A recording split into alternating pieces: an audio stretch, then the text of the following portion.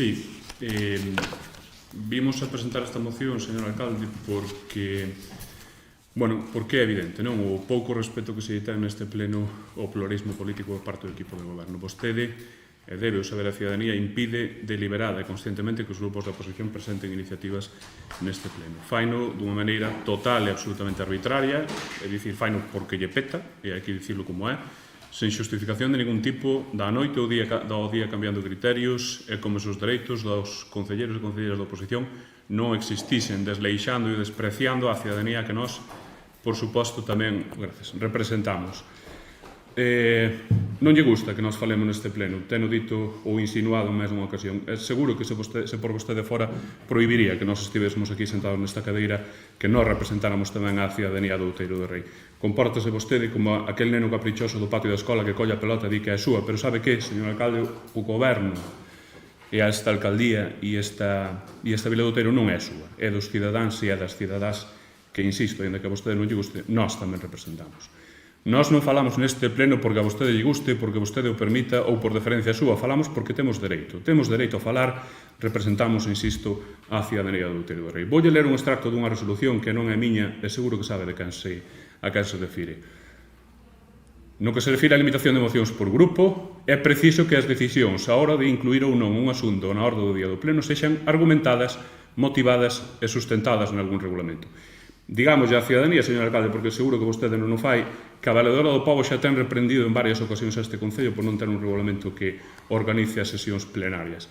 Digamos a ciudadanía, porque vostede seguro que tampouco o fai, señor alcalde, que a Valedora do Pobo, que é o máximo expoñente da defensa dos dereitos fundamentais nomeada polo Parlamento da Galiza, ten sinalado no informe ao Parlamento deste ano a este Concello de Outeiro do Rei como incumpridor e obstaculizador dos dereitos dos concelleiros e concelleiras da oposición. Vostede non parece saber o que é a democracia, nin lle sona de lonxe, non lle gusta escoitar a quen non lle canta as louvanzas e non lle dá a razón, e insisto no que lle dicía ao principio da minha intervención, seguro que se gustaría de censurarnos, calarnos e silenciarnos, e é o que está desde logo intentando. A democracia é moitas cousas, a democracia é concordia, é explicar as cousas e non ter reparo en fiscalización, en ser sometido ao control da ciudadanía. Vostede non escoita, non dialoga, non permite falar, non explica nin nada que remotamente se lle pareza. Vostede dirá, e son previsibles, seguro, é algo que lle gusta repetir constantemente, vostede dirá que non ter un regulamento fai un favor á oposición porque non limita o tempo. Limite-o, señor alcalde. Vostede sabe, igual que sei eu, e sabe calquera persoa que vexa estes plenos, que os concelleiros e concelleiras da oposición raramente ou prácticamente nunca gastan máis de 5 minutos por intervención. Limite o tempo. Para nós non vai a ser ningún obstáculo para a nosa labor parlamentaria. Dirán vostedes, como dice vostede sempre, que a culpa é de Pedro Sánchez, de Cataluña, de Puigdemont, incluso de Zapatero. Dirá vostede aquilo de aqueles sitios onde vostede gobernan. Pareceme perfecto toda esa linha argumentativa, señor alcalde. Pode que lle pareza ben parecido, non son Pedro Sánchez, pode que me ralee un pouco a cabeza, non son Néstor Rego, e a compañera da miña esquerda non é Ana Pontón. A diferencia de vostede, os concelleiros e concelleiras do BNG, cando vimos aquí, vimos a falar de Outeiro do Rei. E o que pasa fora do Outeiro do Rei poucas veces nos importa. Eu levo máis de un ano aquí como concelleiro e non lle escoito vostede a falar nas súas intervencións máis que de Zapatero, de Pedro Sánchez, da presa do Narla ou de que pobriño este concello que non lle dan carto segundo. A democracia é responsabilidade, facerse cargo do que tamén un fai mal.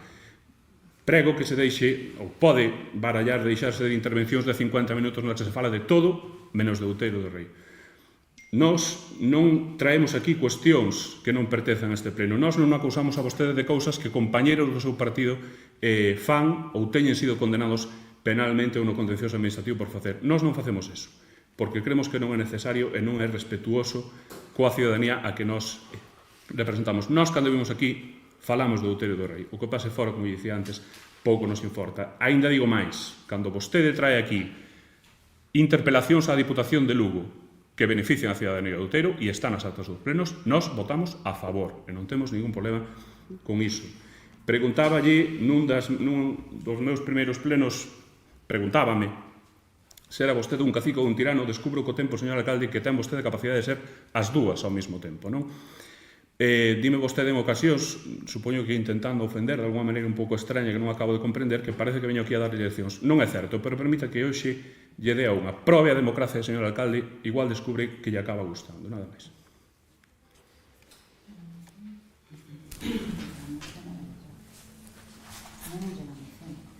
Nos, habitualmente o noso grupo non lee as mocións, todos os concelleiros e concelleiras teñen un texto da moción, nos nunca lemos o texto íntegro da moción, nos vemos aquí a facer unha defensa adicional ao texto propio da moción. Se queren que lea a moción, lea a moción, non hai outra.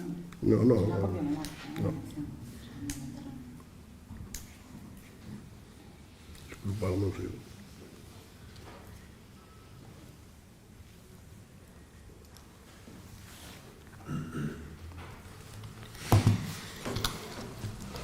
En contestación á súa moción, quero deixar claras moitas cousas, porque eu creo que ustedes nin escoitan, nin queren entender, pero eu lles vou a dar unha contestación á súa moción. En primeiro lugar, que terá en conta, para contestar esta moción, hai que, en primeiro lugar, que ter en conta o que establece o artículo 21 da Lei 7/1985 de 2 de abril, reguladora de bases de réxime local, que di que lle corresponde á alcaldía convocar, presidir a sesión do pleno.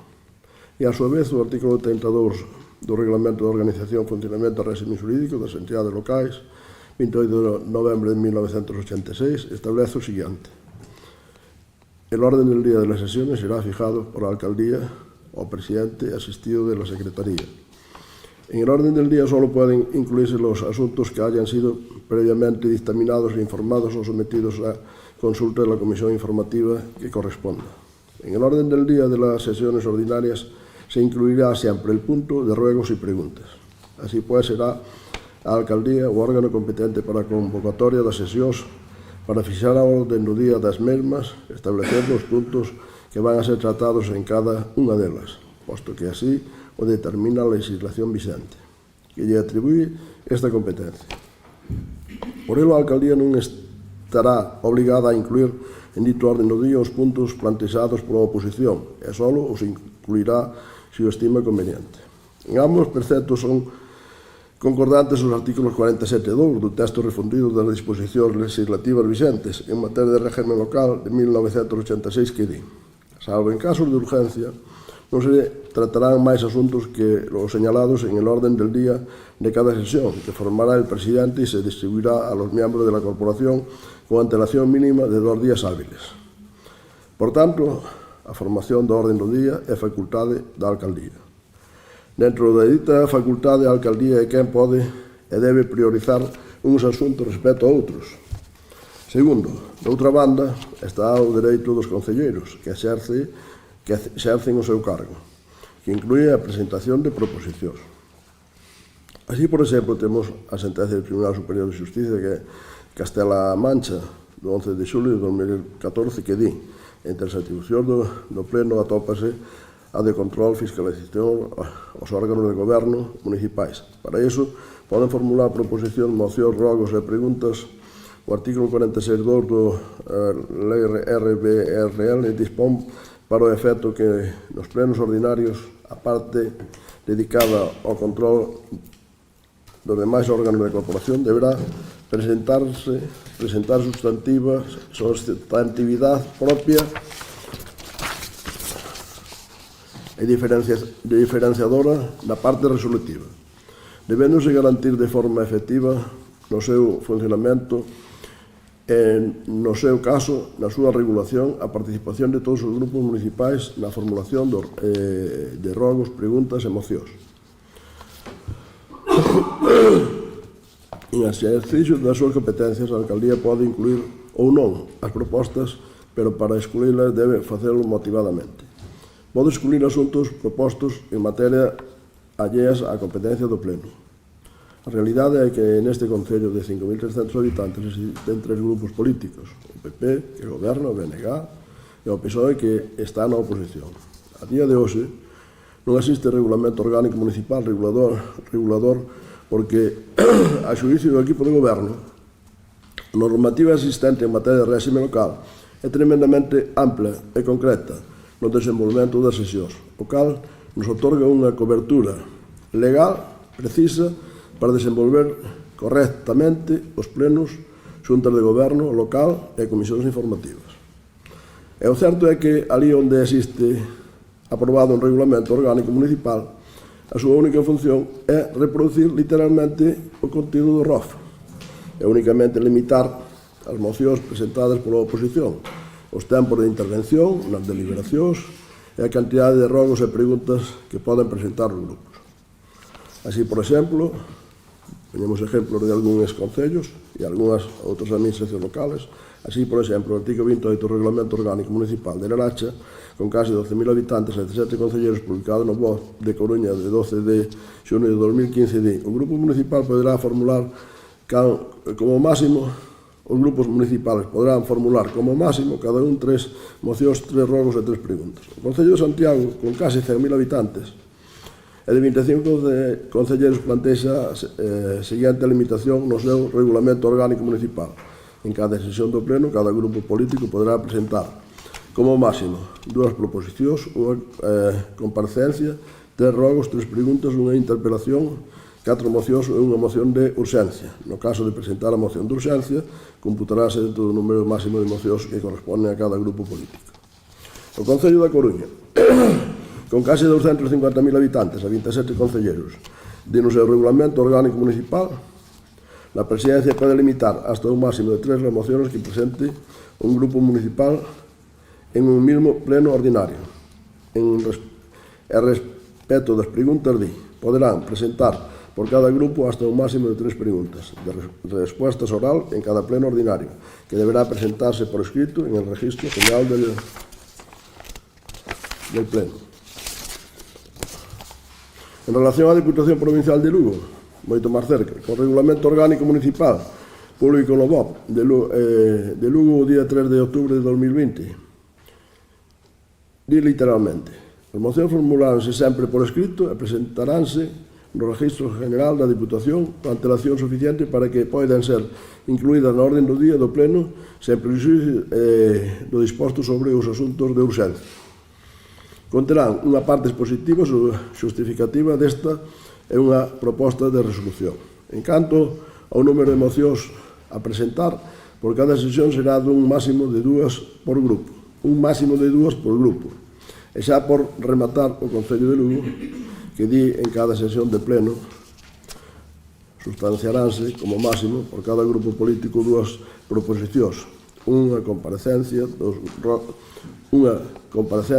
rogos e 2 preguntas, excluindo deses límites as mocións de urgencia. Con todo exposto anteriormente á vista da súa moción, cabe fazer as seguintes consideracións. É público porque así se lles informou en múltiples ocasións que esta alcaldía ten o compromiso de incluir sempre na orden do día de todos os plenos ordinarios, aparte de todos os asuntos que proceda, unha moción de cada grupo político. A vista de todos os datos que se lles acaban de facilitar, parece máis que razonable, pois é obxectivo e xusto. Tamén se lle informou en moitísimas ocasións que de presentar varias mocións, un grupo, na orden do día, irá incluída aquela que fora presentada en primeiro lugar, no registro de entrada. E isto é así porque non son quen de facer un análise sobre cal das mocións que ustedes presentan é a máis importante, ca outra, sendo a criterio da data de presentación máis obxectivo.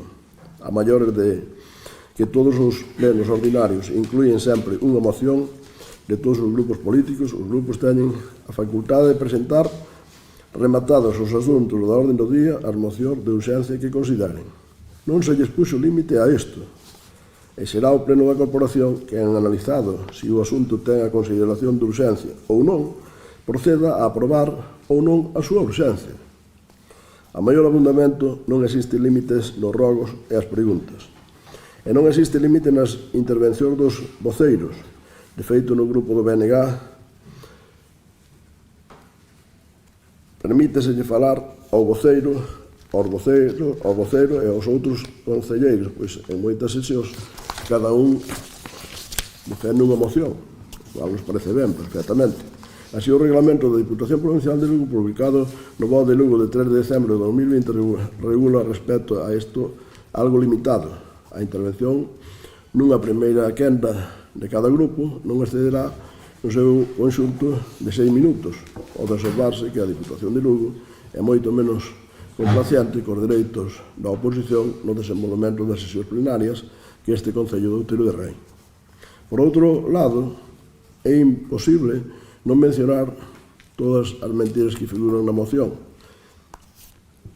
Primeira mentira, cando di é criterio azaroso e completamente arbitrario da alcaldía que a oposición só pode presentar unha moción para o pleno, isto é completamente mentira. Vostedes poden presentar as mocións que queiran, pero na orden do día só figura unha. Segunda mentira, cando di escollendo a alcaldía baixo criterios, en ningún caso sequera comunicándonos á oposición. Isto tamén é completamente mentira. Ou son sordos ou mentirosos, pois en múltiples ocasións informáronlles cal é o criterio a seguir de ser varias as mocións presentadas, como dixemos antes, a primeira. Terceira mentira, cando di o alcalde ábrese a permitir unha segunda iniciativa se ao seu xuicio existen motivos de urxencia para levala. Isto é tamén completamente mentira. Eu sigo a lei e logo de rematar os puntos da orden do día pregunto aos grupos se teñen algunha moción urxente que presentar e logo de exponer a urxencia da moción esta se vota polo pleno, non o decide o alcalde. Cuarta mentira, cando di mudan constantemente os criterios para podermos presentar esa única moción. Isto é outra burda mentira. O criterio é claro, unha moción por grupo na orden do día é non presentala antes da comisión informativa. Estánse incluído neste órgano por vía de urxencia e así chegan ao pleno perfectamente dictaminadas. Quinta mentira, non existe ordenación algunha dos debates. Outra mentira máis, pode ver calquera pleno dos que están na web publicados, se non os lembra, e verá que se desenvolven perfectamente ordenados, diferentemente que non lle guste a usted. Nada que argumentar sobre o tempo que emprega esta alcaldía en defender os asuntos, pois a oposición, a diferencia de outros organismos, como a Diputación de Lugo, aquí non ten límite tampouco de tempo nas intervencións, polo que non vai ser a oposición quen teña tempo ilimitado para falar, pero a alcaldía limitado. Xa, por suposto, nada que argumentar sobre de que fala esta alcaldía, pois xa sería o colmo que me dixeran de que teño que falar, e de que non. Fala, por último, a moción de que acuden ao Valedora do Poblo. É certo, tamén acuden á Fiscalía e ao Xulgado de Contencioso Administrativo, todo con tal de ser protagonistas, pero ningún lles deu a razón a día de hoxe. De feito, hai unha condena en costas ao seu grupo que aínda non fixeron un ingreso neste Concello.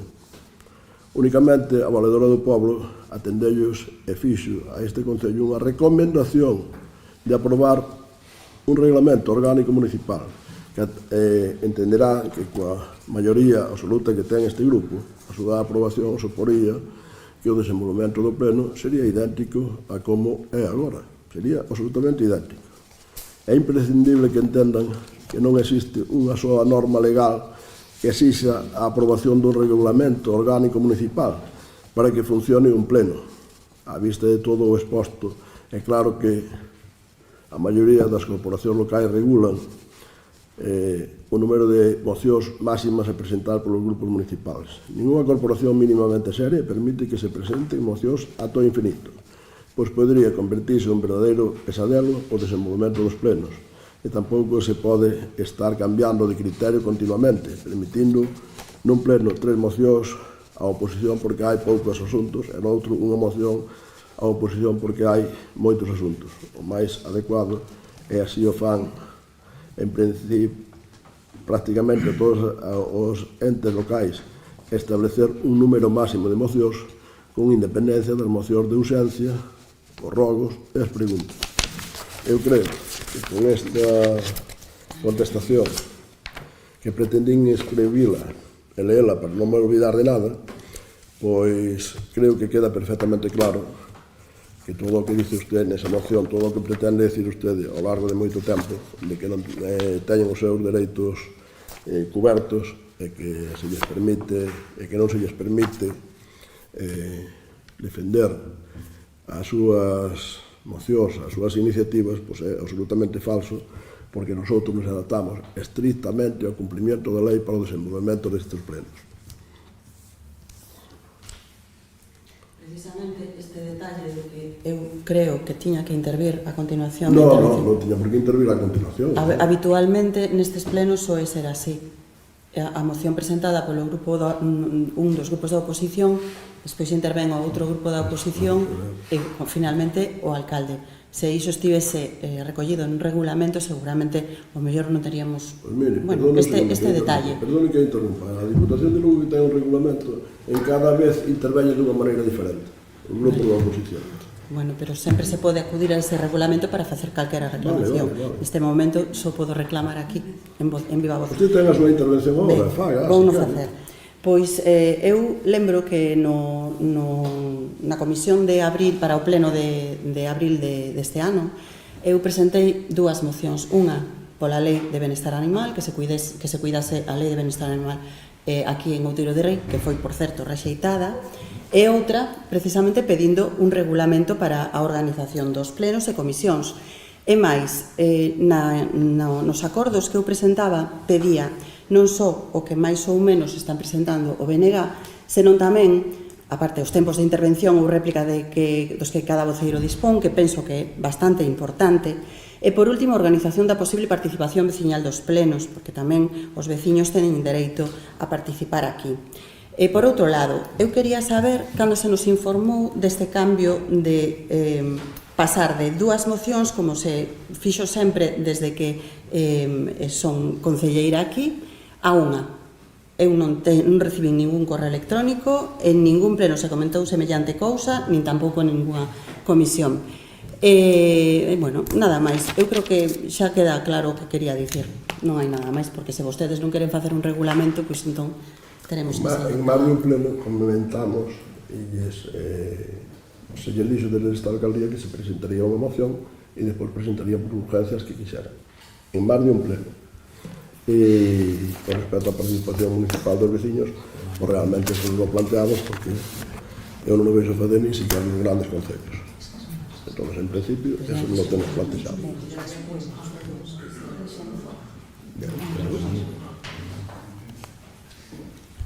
Se pode facer unha pequena reflexión. Sí, diga. Breve telegráfica. Paradóxico hasta certo punto, desde un punto de vista triste tamén, extraño que vostede todos os exemplos de concellos que vai a buscar, corrixe, que lle foron buscar son de concellos que teñen un regulamento. É dicir, vostede cita constantemente exemplos de concellos que teñen un regulamento para argumentar que vostede non necesitou. Se tan claros son os criterios, escríbaos. Un regulamento non é outra cousa que deixar iso sobre escrito e terlo todo claro en ningún tipo de dúbida. Houve unha comunicación oficial do papel criterio? Non. O criterio cambia artificialmente no pleno de febreiro de 2024, sin aviso previo de ningún tipo. Nós temos, e están as actas e están as convocatorias do orde do día, plenos de 2023 con dúas mocións, sin ningún tipo de problema. En febreiro de 24 cámbianse. Paradóxico, quizáis un pouco por alusións con respecto a plenos previos, señor alcalde, se quere convertir isto nun debate xurídico, facémolo, Ora, vostede ten dado aviso en varios plenos que este non é un debate sobre normas, que é un debate político. Bueno, se quere falar de normas, falamos. As normas, seguro que quen lle escribiu esa resposta, que tamén o sabe, as normas interpretanse. E a valedora, nas resolucións e ditames que lle comunicaron a vostede incesantemente, non menos de 3 ocasións, dille que malia o que diga a lei, e vostede dixo tamén na súa intervención, as circunstancias de aceptación ou non aceptación dunha moción teñen que ser motivadas. Cal é o motivo de que vostede non deixe presentar máis dunha moción? Digo eu, porque non lle dá gana. Porque nós presentamos unha moción cando hai outras 7 da súa parte na orde do día e tamén só nos deixe presentar unha cando non hai absolutamente nada na orde do día do pleno. Como é o día de hoxe, que prácticamente a rendición de contas non hai nada para falar hoxe. Co cal non me diga que isto non é caprichoso porque é a pura definición do capricho. Vostede deixa presentar unha porque non lle peta deixar presentar máis. E todos os exemplos que vostede mencionou deixan polo menos presentar dúas. Todos. Concello, Deputación ou Concello da Laracha é o Concello de Compostela. Quere parecerse a eles e por eso suscita, faga un regulamento. Quere deixar só unha, coas normas que vostede lle dou Dios a entender, escriba ou faga un regulamento. Non entendemos tampouco a teima de non, o criterio está suficientemente claro, non estaba de inicio e non está agora.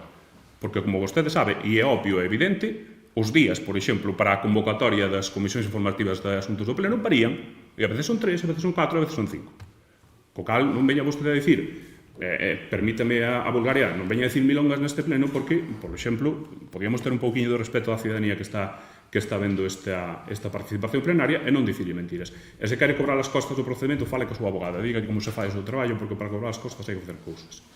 Non simplemente clamar ao ceo que esa hai que pagar. E se quere entrar no debate de por que fomos ao contencioso e por que se xeramos as costas, falámoslo, diante da ciudadanía, cando queira, sin ningún problema. Rematou. Rematei. Vostede pode fazer o debate que queira, pero ten un cargo en costas o seu grupo que todavía non ingresou neste Concello. Falamos cando queira. Así de claro e sencillo. Falamos do porqué cando queira. Contrario dice o que dicía a voceiro do PSOE fai 2 minutos, que decía que non se enterou nunca cando se cambiou, e acaba de decirnos o portavoz do bloque que no pleno de febrero, que agora tampouco recordaba, pero sabía que se había comentado en máis de un pleno. Claro, usted está empeñado en ter un regulamento, pero porque usted lle dá gana, porque quere. Pero hai centros de concellos na provincia que non teñen regulamento. Eu poñolles un exemplo de regulamentos para que vexan que limitan, en algúns casos, incluso máis do que limitamos nós, aplicando a lei con normalidade, que se pode funcionar, e así funcionan a inmensa maioría dos concellos que funcionan sin regulamento. E nosotros consideramos, en principio, que non é necesario ter un regulamento.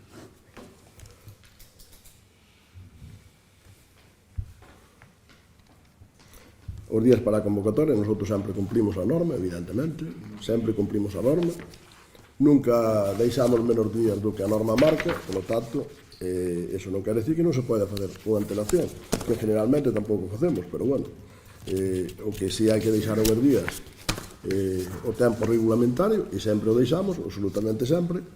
Hai outras administracións onde nos convoca con moito máis rapidez, ao mellor para unha comisión do que facemos aquí, entonces o que pasa é que ustedes, como non teñen argumentos políticos para defenderse, pois están sempre utilizando temas jurídicos e temas de debate que realmente aos nosos veciños non lles importa, e ademais teñeno demostrado claramente, porque os debates aquí, o que non fan en moitos concellos, en moitísimos, onde gobernan ustedes, son absolutamente públicos, transmitidos en directo e quedando colgados na página web, para que se vexe, como dixen moitas veces, o que dicimos cada un é como decimos. E despois, os que teñen a última palabra para decidir quen está aquí non somos nós. Nós temos unha cantidad insignificante. Son os veciños. Entón, eso, veñeno repetindo legislatura tras legislatura. Usted, como acaba de chegar, ao mellor pensa que vai cambiar isto. Pero vexo difícil que usted seja capaz de cambiar nada desto que como funciona neste Concello, porque cumprimos a lei, estamos ao lado dos veciños, procuramos darlles os máximos servicios posibles, e aí está a atracción que temos hacia este Concello de xente de fora, cando noutros concellos o único que está facendo é perdendo población, nos que gobernan ustedes tamén, por suposto. Entonces, pues mira, nosotros consideramos que vamos a seguir a mesma línea porque me parece que é o lógico e o normal que fagamos. Vamos pasar a votar a súa moción logo. Votos a favor da moción. 3. Votos en contra. 8. Queda rexeitado.